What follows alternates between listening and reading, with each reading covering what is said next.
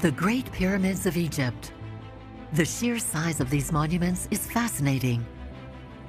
The two highest and biggest were built for Pharaoh Khufu and his son Khafre. The Khufu Pyramid is 480 feet high, and each pyramid contains about 2.5 million blocks. How were they built? Over the past few decades, significant discoveries have been made on the very site where they were erected. But now, far from the Giza Plateau and miles from the pyramids themselves, we are gaining more insight into just how they were built, how these huge work sites were created, cementing the strength and power of Egypt. Two teams of Egyptologists, one based in the middle of the desert, the other located on the Red Sea coast, are currently discovering more about the Egypt of Khufu's time than at the foot of the pyramids. What have they found? How can these new discoveries help them figure out how ancient Egyptians worked? By reconstructing their techniques and methods, will these teams manage to unlock certain secrets of these great builders?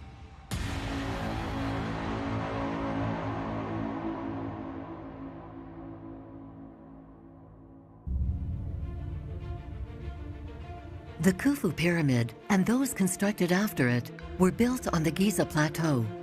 This exceptional site was a huge necropolis for centuries before being practically forgotten under the sand. When Napoleon and his troops arrived at the end of the 18th century, the bottoms of the pyramids were not visible and the Sphinx was half buried. For the next century and a half after this memorable expedition, monumental excavation work was carried out to remove the sand from the Giza Plateau.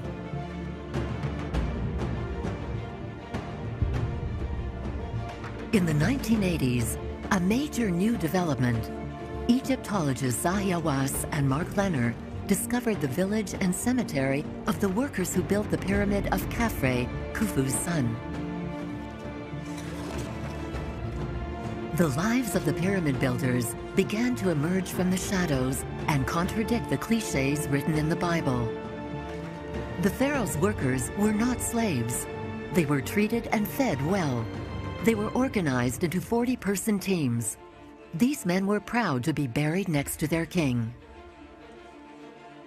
These excavations have continued for 30 years, but the occupation and looting of the site for centuries and centuries after Khufu's death have obscured a great number of clues. No papyrus, no written document dating from his reign have ever been found on the Giza Plateau. The ravages of time have also destroyed all the large-scale statues of him. The only likeness of Khufu that has miraculously survived the ages is a tiny ivory figurine currently housed at the Cairo Museum.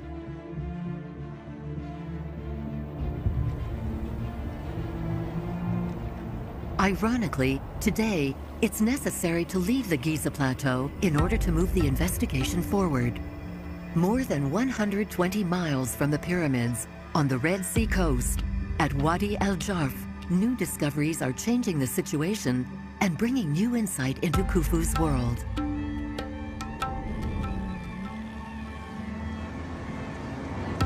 Egyptologist Pierre Tallet and his team come here every year to excavate for 2 months.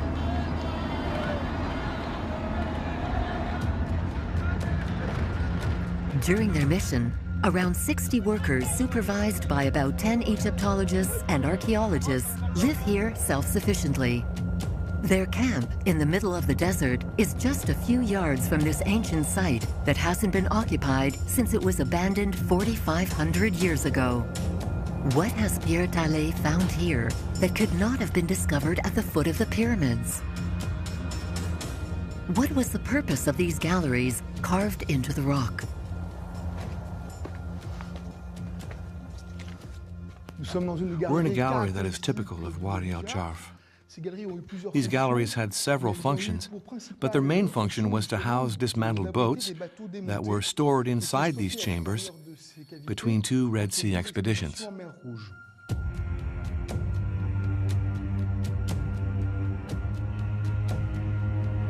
But so far, after 8 years of excavating these galleries, an entire boat has not been found, just a few fragments that sometimes bear inscriptions. Pierre Tallet has not found the boats he's looking for, but he has discovered traces of Khufu all over the site.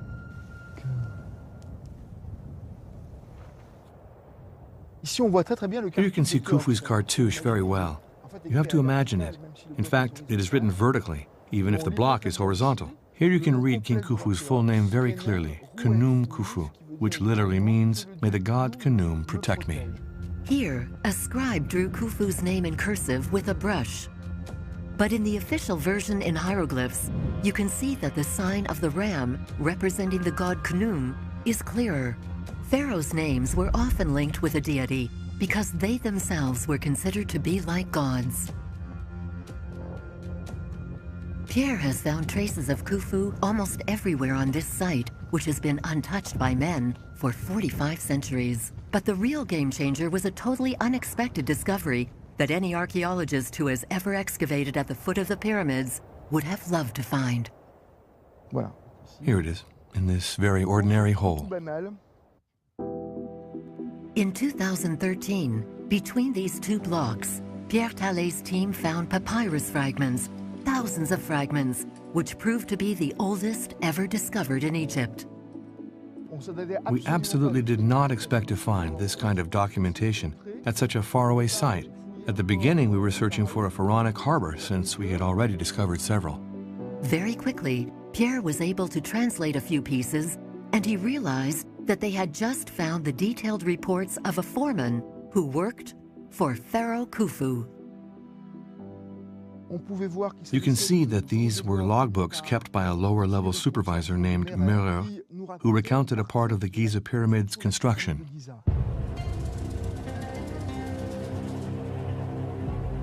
This priceless treasure is now protected in the Cairo Museum.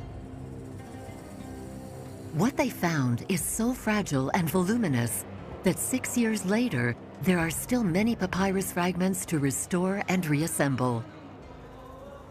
For this extremely delicate task, Pierre asked one of the world's foremost specialists in ancient papyrus restoration to take care of his precious discovery.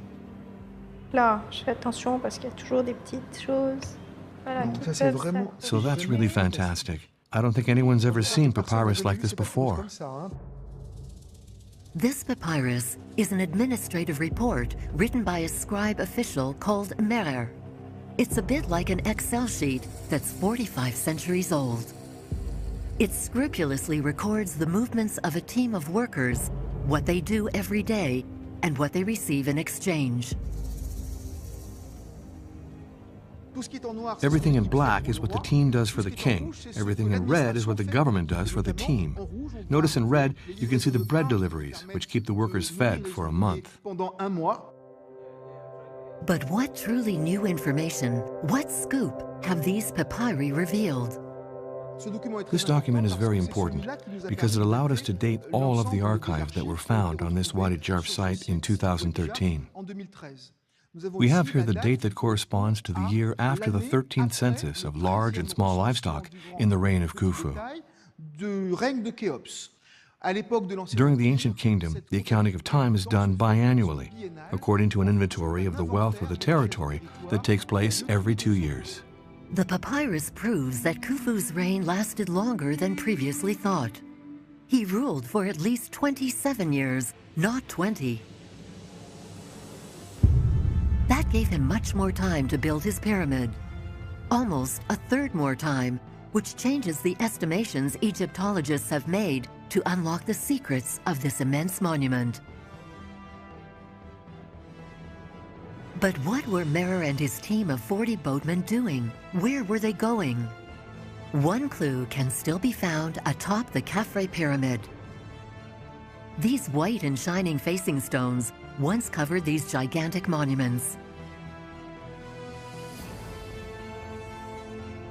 There are also a few left at the foot of the north side of Khufu's pyramid. These blocks of fine limestone, different from those that make up 95% of the volume of the pyramids, come from a quarry located about 12 miles from the Giza Plateau. In the Wadi El Jarf papyri, Supervisor Merer explains how it took him 2 or 3 days to transport these blocks from Torah to the foot of the pyramids with his team of about 40 boatmen.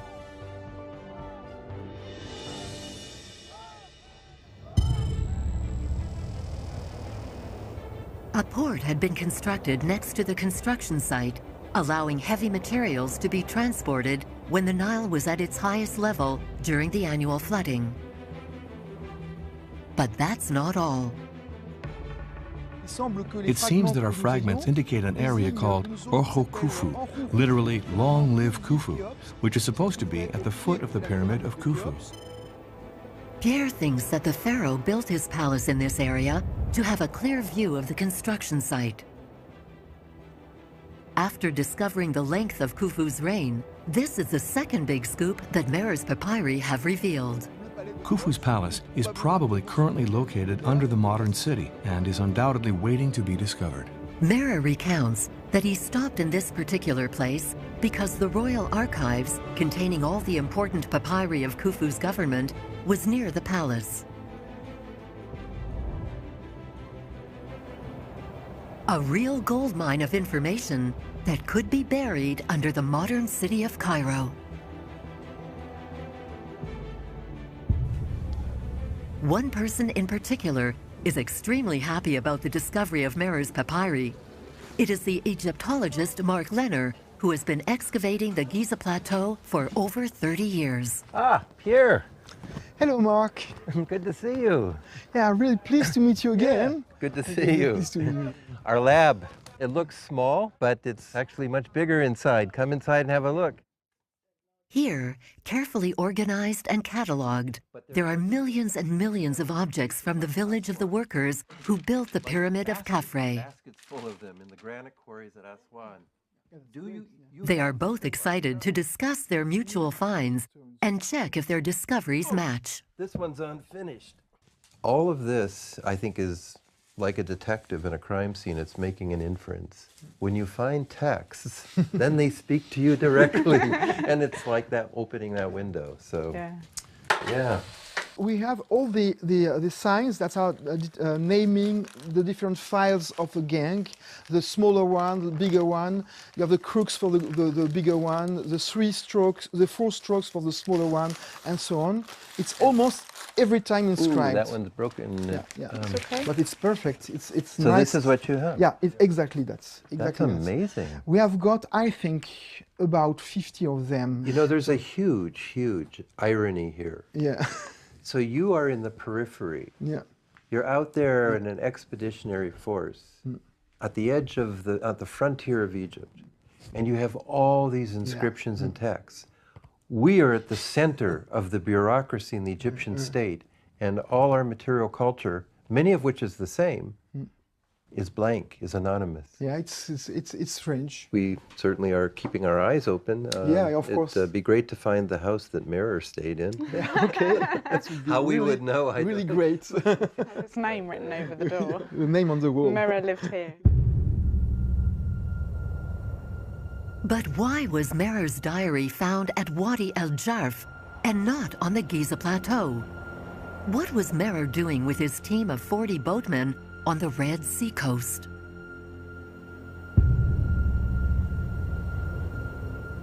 After several years of intensive work at the Wadi El Jarf site, Pierre Tallet and his team are able to reconstruct part of the story.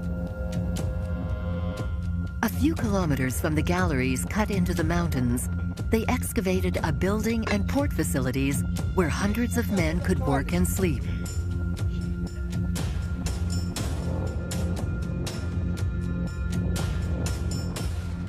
And at the seaside, they found a jetty from which Khufu's ships set sail for Sinai.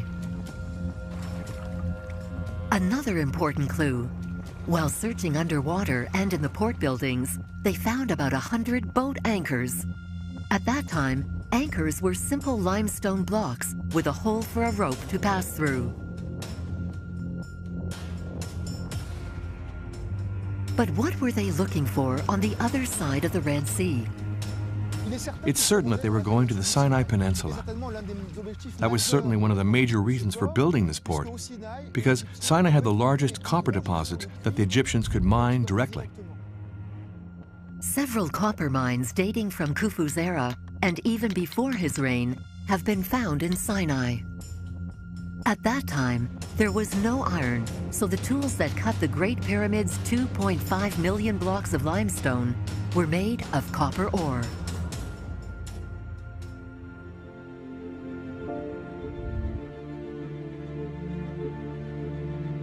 Starting at Wadi El Jarf, donkeys must have transported tons of copper across the desert to the pyramid construction site. Using this desert road, Merer and his team may have made several round trips.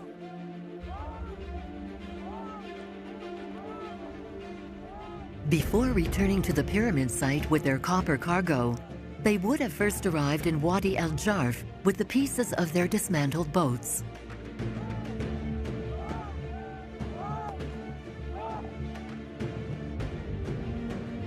From there, they would also have been part of the expeditions to Sinai, an adventure that was apparently not without risk. Local populations didn't really welcome the Egyptians. We found a veritable fortress that the Egyptians had built at exactly the same time as a landing area, so they protected themselves. The ancient camp at Wadi El Jarf that Pierre has yet to excavate is also higher up. This allowed them to monitor their surroundings and prevent any attacks that could threaten their expeditions. In this hostile context, ancient Egyptians tried to protect their installations at all costs. Sometimes several years passed between two expeditions to Sinai. Before leaving, to avoid having their equipment stolen, they stored the dismantled boats in these galleries, and they carefully closed them with limestone blocks cut especially for that purpose.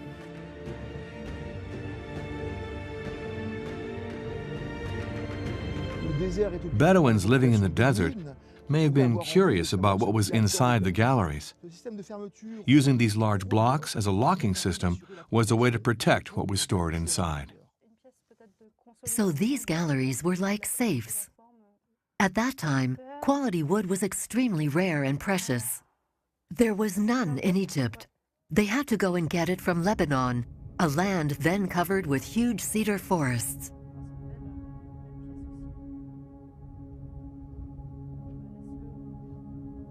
But how were these huge blocks, used to seal the galleries, cut and transported here?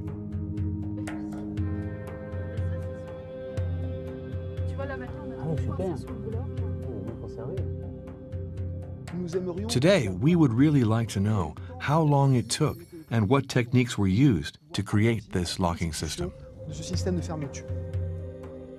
This is the major experimental archaeological project that Pierre Tallet wants to carry out on the Wadi El Jarf site. He asked Frank Burgos, a stonemason and a specialist in ancient architecture, to help him with the project. Their experiment's goal is to better interpret all the archaeological data they can see on the site, but also to understand how the Pyramid of Khufu might have been built.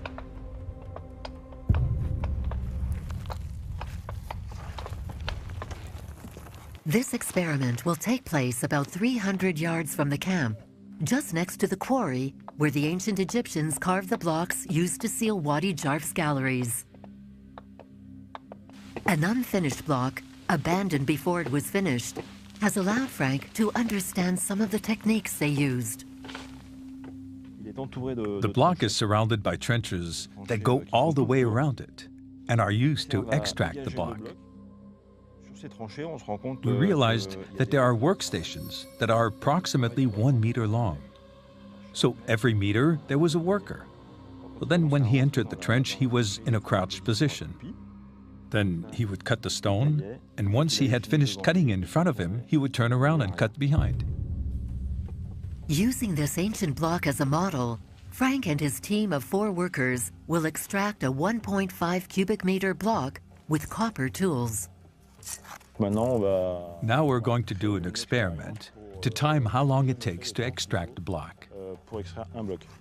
Frank starts by drawing the trenches that will define their work area and the size of the block they want to extract. You have to stay at the same angle or you'll damage the chisel. Copper is a soft metal that wears down quickly when cutting stone, so the technique is different working with these tools than working with steel chisels. But with these copper chisels, the work is extremely long and tedious. How did the ancient Egyptians manage to produce more efficient results? Last year, I had the idea to wet the stone because I encountered big problems in my experiment with copper tools. I realized that there was a lot of salt in the stone because salt is soluble. I had the idea of wetting the stone to see if it would soften it up. We made 5 times more progress when we wet the stone. We realized that the stone is really crumbly. You can crumble it with your fingers. It is less solid than it was before.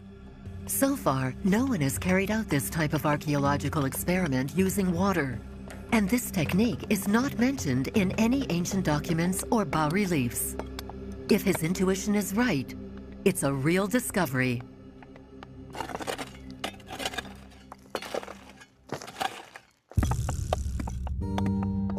All 5 of them will work 8 hours a day to carve out this block, which is about the same size as the average block in the pyramid of Khufu.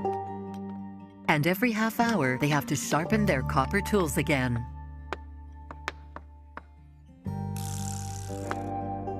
This archaeological experiment, using copper tools and not steel tools, has never been done properly before.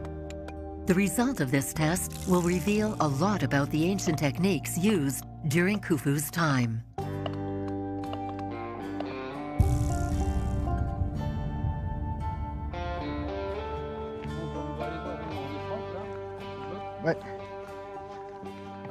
Wow, I hadn't seen this. You've made a lot of progress. With 1 quart of water, you can remove about 3 inches from an area that's 20 inches squared. If we hadn't wet the stone, we'd still be at 4 inches from the surface all around. That's a huge discovery.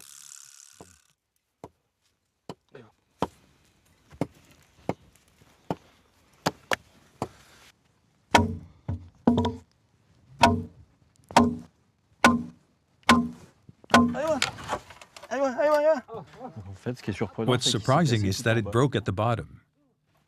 You can see the crack that goes down there. It split at the lowest point.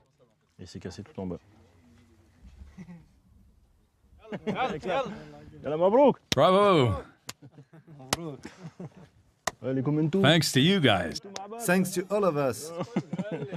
It took us about 8 days to finish this experiment. Now we just have to transport it. The tools didn't wear down too much, and we used about 3 quarts of water for the experiment. Without the water, it would have taken us 2 or 3 times longer. Frank believes that by using water, ancient Egyptians, who were more experienced than the men on his team, could have cut a block in 4 to 5 days at the most.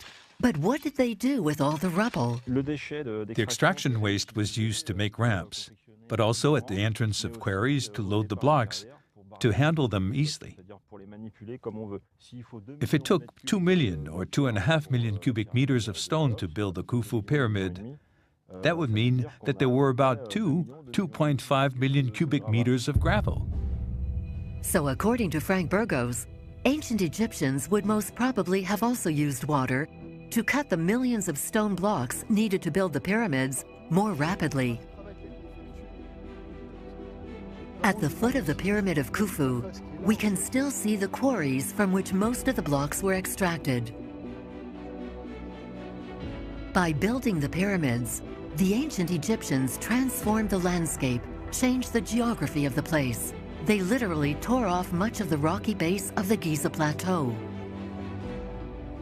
The Sphinx itself is a remnant of this hard limestone plateau, an immense area of which was used to cut the stones needed for the pyramids.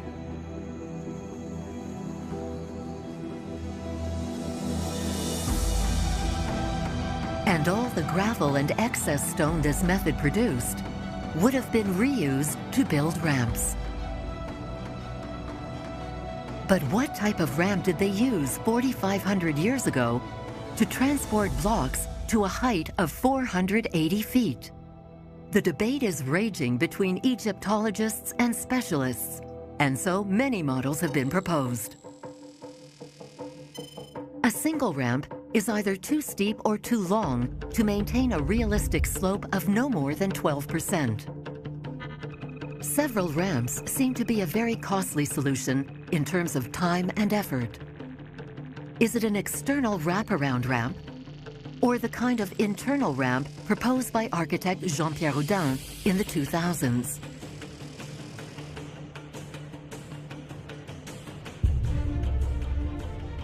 For now, there is no definitive evidence that would settle this debate. Again, it may be necessary to distance ourselves from the pyramids to find some answers.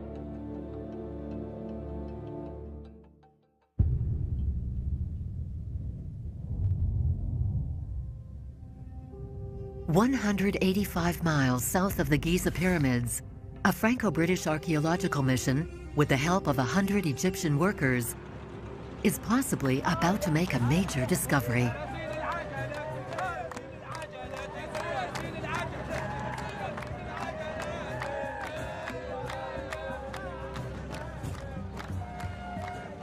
We are at Hatnub, one of the oldest calcite quarries in the world.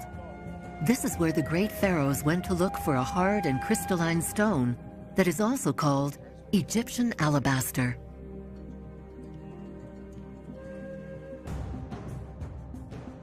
Today, there is no alabaster left in this quarry, which was totally depleted and abandoned in ancient times.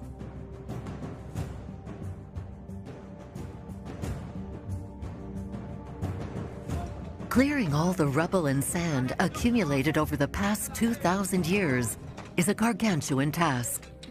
And here, there is no tomb or funerary treasure to find. So why put so much effort into it?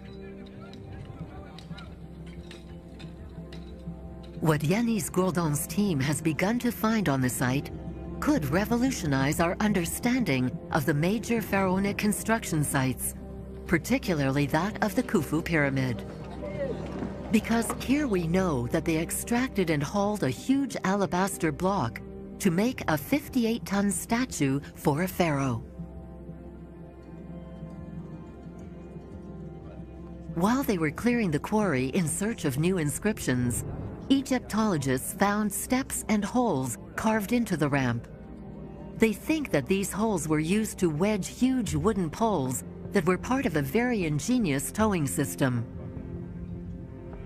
They have 1 month to clear as much gravel as possible, around 6,000 tons, to see if there are similar holes on the right side of the ramp and lower down in the quarry. But how can we date this ramp carved into the rock inside a quarry that was used for almost 3,000 years? How can we be sure that it was used in Khufu's era? What helps them are the hundreds and hundreds of inscriptions left there by expedition leaders who came all the way here to extract the sacred alabaster. So let's have a look on Khufu's inscriptions. Roland Enmark and Yanis Gourdon are experts in hieroglyphics.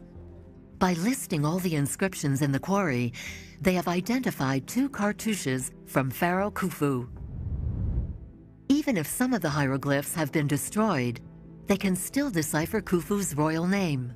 Yep, there's definitely a vase there. And the quail? Yes, the quail chick and the viper. Yes. It is the same signature that has been found all around the Wadi El Jarf site and in Meres papyri.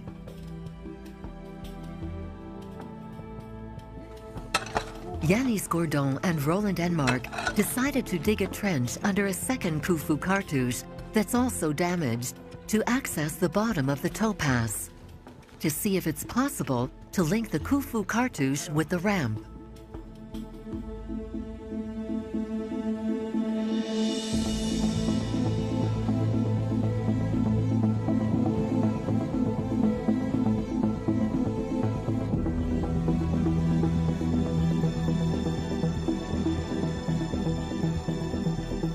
A month later, the team has been able to clear the top of the ramp entirely and a large part at the bottom of the quarry where the Khufu cartouche is located. Were they able to find the clues and information they were looking for? The amount of rubble and sand deposited here over the past 2,000 years is much greater than they had estimated. After digging down about 30 feet under the Khufu cartouche, they have finally reached the base of the ramp.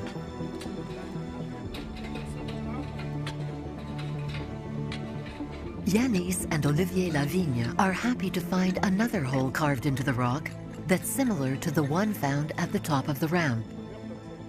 Yes, we've got a new structure here. Here there are some nice tool marks. So this means that everything was cut in one go, in one piece. The wall, then the steps, and then after, the holes for the poles. So now the oldest inscriptions on these walls... Yeah, that's Khufu. Which means that the whole thing was made at the latest during Khufu's era. Thanks to these discoveries, they believe that the ramp must have been created during Khufu's time, or even before.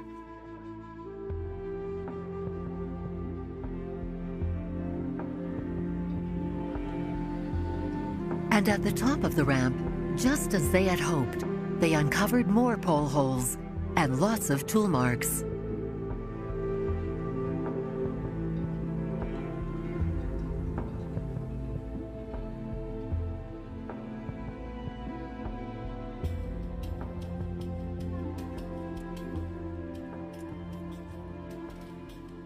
Olivier measured all the tool marks the workers left in the quarry, especially on the ramp, and the holes and walls next to it. He found the same marks everywhere. Here, apparently the same teams that arrived on the site and cut this wall also carved the steps and the holes for the poles in that order. In no other quarry have these types of elements been found. A ramp at a 20 or 25% grade or even more, depending on the location. And on the sides, there are stairs with holes cut into the rock. What were these holes used for? How did this ramp work? Can it provide new clues about the construction of the pyramids and the ramp system used at the time? Olivier Lavigne has analyzed all these clues and developed a hypothesis. So here we have a pole hole. The wall in front of me is vertical, so the pole was placed here, a large circular pole. You have to imagine it because it's rather large. And here we really have a structure that enables, when a big block gets to the towing path, to have teams above pulling the block and others below with ropes wrapped around the poles here, and who are able, pulling like this, to make the block go up again. They take the ropes and pull towards the bottom, and that's what actually makes the block move up. Behind here, there's a big structure, a crossbar that goes here, that ties, that dovetails the pole to wedge it just behind, because behind here, the hole is a little slanted. It's not easy to make a vertical hole with this kind of tool, and there's another hole here that makes a strut and arrives here in the upper part, which supports the upper part of the pole to prevent it from tilting. Here you need a log, a tree trunk that's very smooth and quite circular, so that the rope can easily slide around it. They would have used mud, silt from the Nile, to lubricate the ramp and slide the block, eliminating friction as much as possible. They could move very large blocks up this towpath. There's a story about a 58-ton colossus that came out of an alabaster quarry like this one, and that could have been possible here. So as the block advanced, the teams above would have positioned the ropes ahead of time on the next poles so that the block would have moved forward as smoothly as possible.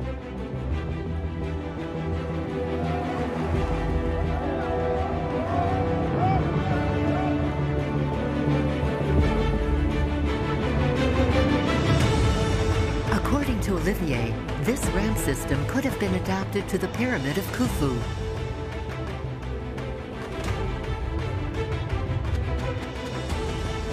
But a ramp on a pyramid was not rock. It was built with gravel and bricks.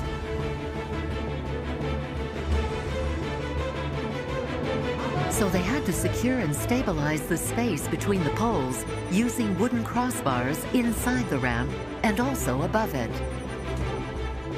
But is this system feasible? This hypothesis needs to be tested under real conditions to know for sure.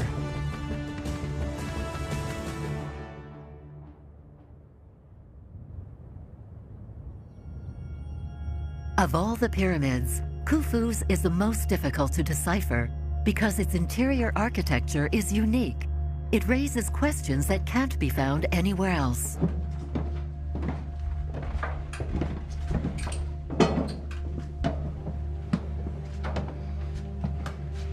The immensity and ceiling height of the Grand Gallery is a mystery in and of itself.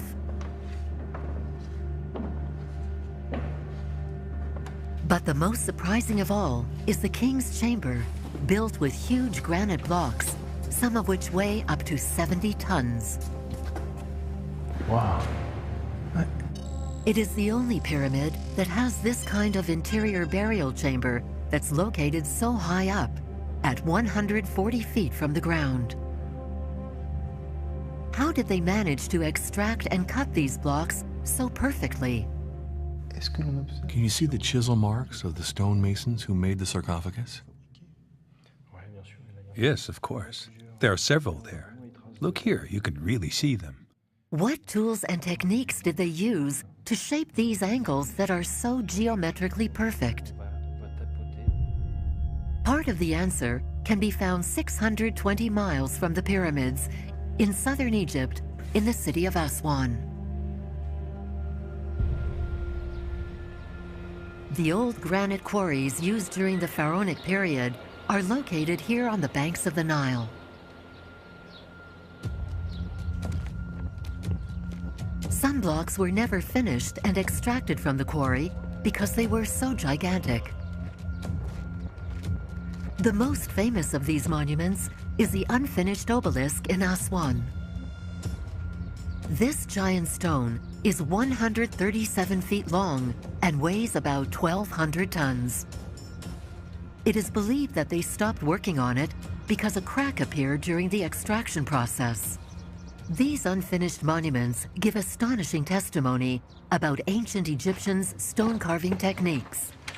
They reveal some secrets, like how the masons were able to work the stone using other stones that are even harder than granite.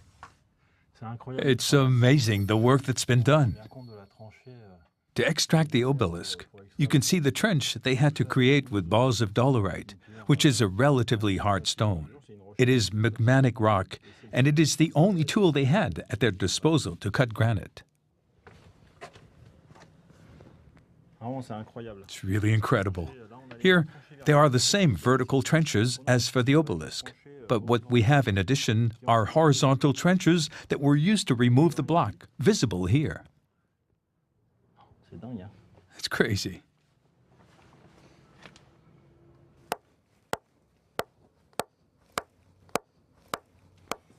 It's very, very uncomfortable. I think they must have sat down instead. They were flexible and small, I think. So the dolerite balls were used to extract the granite. But how did they manage to make right angles and perfect edges? Since it is impossible to do experimental archaeology on this historic site, Frank has decided to launch a new experiment in Cairo.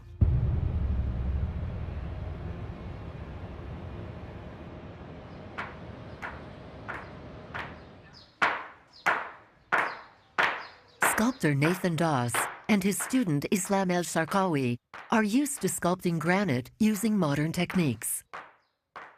But they have always wondered how their ancestors carved this hard rock without iron tools. This test is a challenge for them. After a few minutes striking the stone with the dolerite balls, they have already loosened a large amount of granite dust.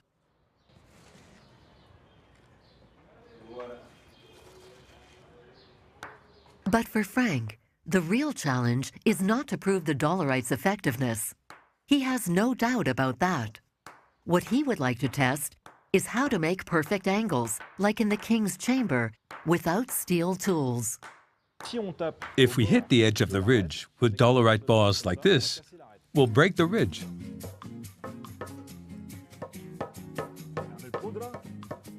According to Frank and other researchers who experimented before him, the perfect recipe is to use an abrasive paste composed of Nile silt and emery powder.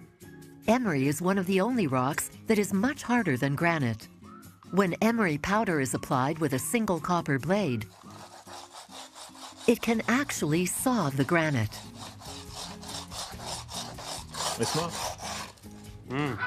Okay, do you hear that? That sound means it's good. Okay, it needs to squeak. You just have to be very, very, very patient.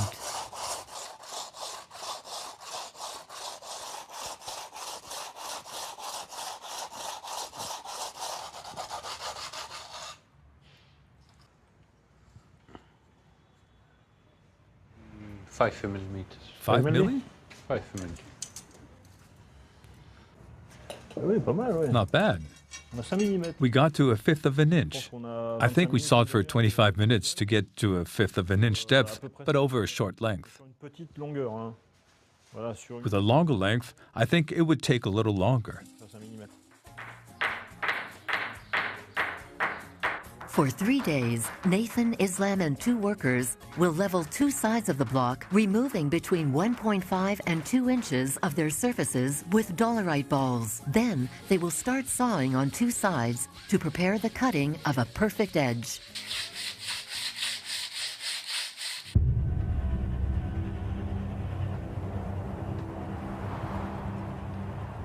In Wadi El Jarf, the mission is coming to a close. But Frank would like to try to move the limestone block he cut the year before to the camp. To best prepare the experiment, the workers remove the stones, level the surface, and smooth the towpath as much as possible.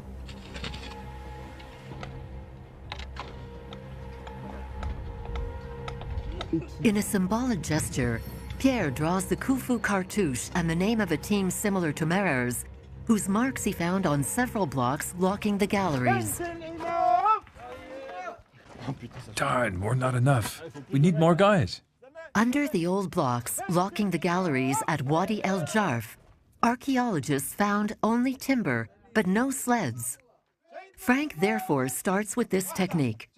His method is to go from the simplest technique to the most complicated. كمان واحدة صغيرة طلعت جاءت وجاب هلا هوب كمان واحدة هوب واحدة ثانية هوب الله الله يا رجال هوب هوب. Come on, all together. Stop! Look at the path. It's not good. The wood is slowing us down. The sand between the stone and the wood serves to make the stone slide, to reduce the friction between the stone and the wood a little bit. All together. Yes. Yes.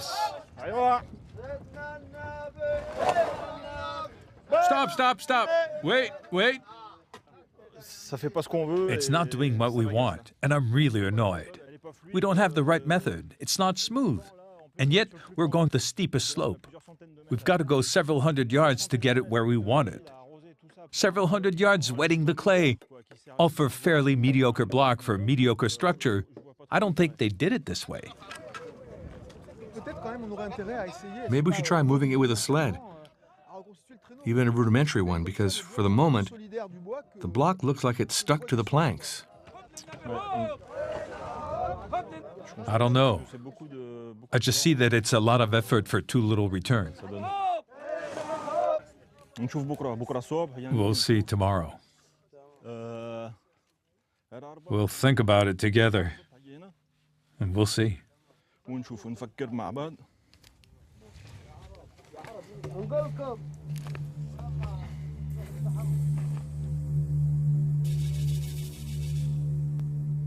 In one day, with 33 workers, the block only moved 50 yards on a 25% downward slope.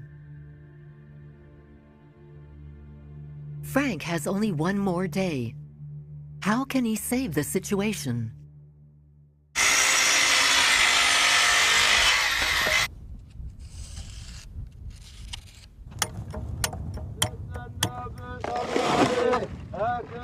The decision is made to quickly build a makeshift sled. Wood against wood, the block suddenly moves much faster. It's moving much better now. We just started from there 10 minutes ago. New test. They try to replace the sand with wet clay. So? Look, the sled's not moving. And so? Well, it's stuck. When you put a little wet clay that is supposed to lubricate the system, the block stops moving. Damn.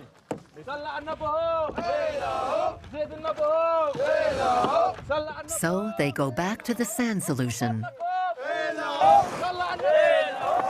As the experience progresses, workers learn to work together and are more and more efficient.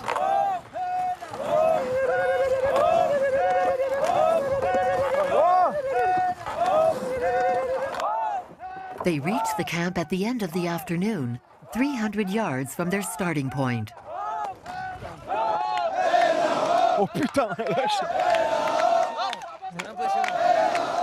ouais!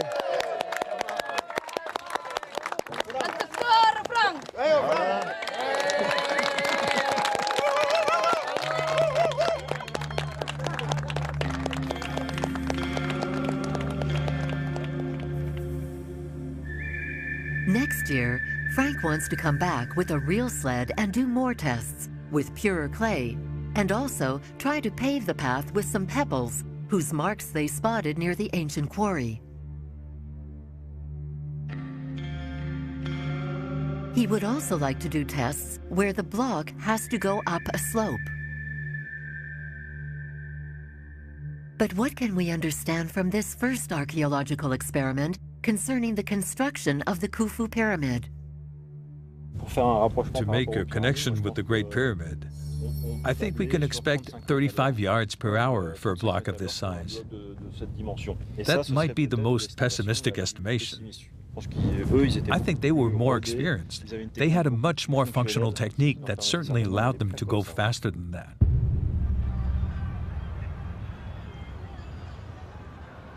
Before leaving for France, Frank returns to Cairo to the workshop of the Egyptian sculptors, just as the edge begins to emerge from the block.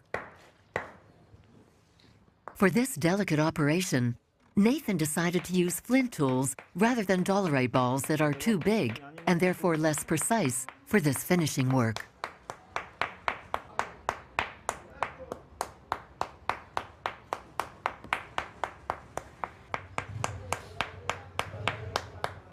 They managed to make a perfect angle with the tools available in Khufu's era: dolerite balls, a copper blade, an abrasive emery paste, and flint.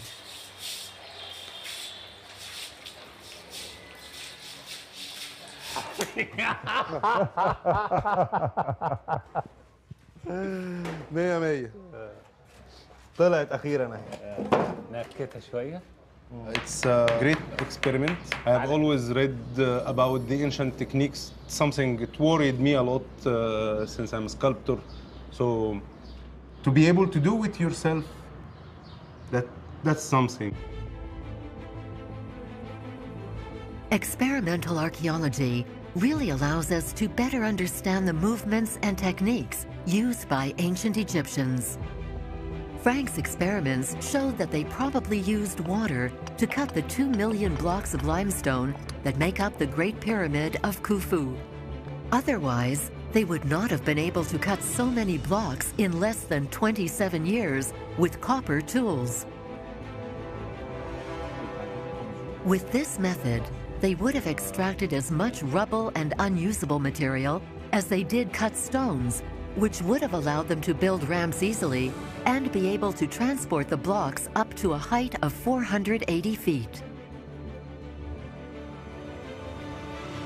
Hatnub's ramp indicates that they could pull large blocks on ramps at grades over 20%, not just 12% maximum as previously thought. They used wood, wooden sleds, perhaps moistened silt, and maybe sand to reduce friction. Many major archaeological experiments still need to be carried out to try to get a clearer picture. These tests require long preparation and training for the teams involved. Because again, the devil is always in the details.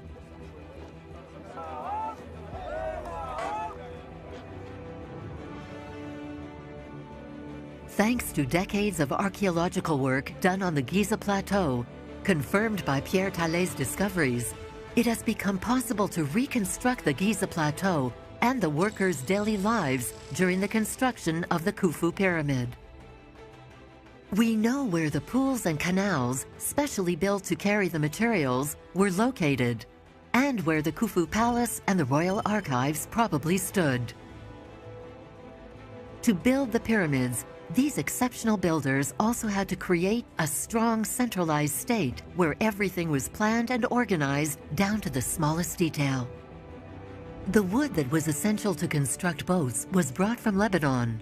The copper ore to build the tools came from Sinai. The granite was carved in Aswan and transported along the Nile to the construction site on the Giza Plateau, as were the stones from Tura.